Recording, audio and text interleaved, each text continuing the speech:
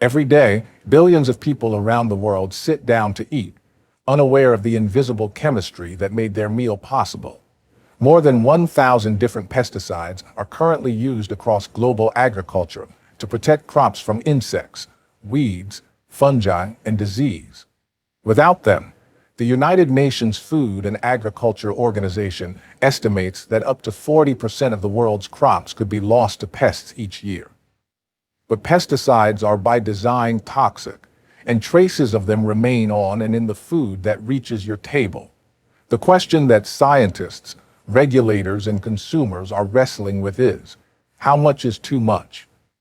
Pesticide residues are the traces of these chemicals, or their breakdown products, that remain in or on food after harvesting.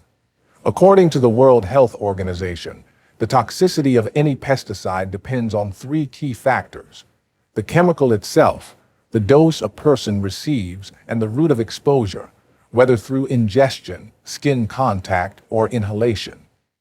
To protect consumers, regulators worldwide set maximum residue limits, or MRLs, the highest legally permitted level of a pesticide in food.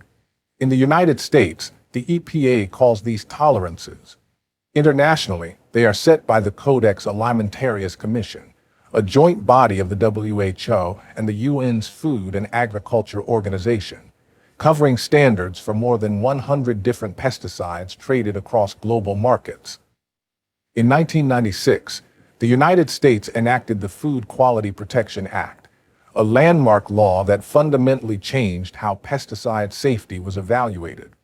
For the first time, the law required regulators to apply an additional tenfold safety factor specifically to protect infants and children, whose developing bodies are far more vulnerable to chemical exposure than adults. The data shows measurable progress, but regulators are quick to note, detecting a residue does not automatically mean it is unsafe. Very small amounts of pesticides decrease considerably as crops are harvested, transported, washed, and cooked. The presence of a residue only triggers action when it exceeds the legally set tolerance. The risk from pesticides is not shared equally. The World Health Organization identifies agricultural workers, those who apply pesticides directly, as the population facing the highest exposure and therefore the greatest health risk. Acute poisoning from pesticides is a leading cause of death by self-poisoning globally, particularly in low and middle-income countries. Some of the world's most persistent and toxic pesticides, including DDT and lindane, can remain in soil and water for decades. While wealthier nations have banned them, many developing countries still rely on these cheaper, off-patent chemicals because alternatives are unaffordable. The food produced with them is often exported to global markets. The European Union's farm-to-fork strategy has set an ambitious target: a 50% reduction in the overall use and risk of chemical pesticides by 2030, alongside a push to expand biological and lower-risk alternatives. Meanwhile, WHO and FAO continue to jointly publish the International Code of Conduct on Pesticide Management, a global voluntary framework guiding governments, industry, and farmers from production to disposal.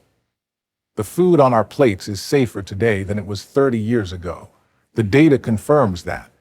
But with a global population approaching 10 billion by 2050, with climate change altering pest pressures, and with persistent chemicals still circulating in ecosystems worldwide, the story of what is on your plate is far from over.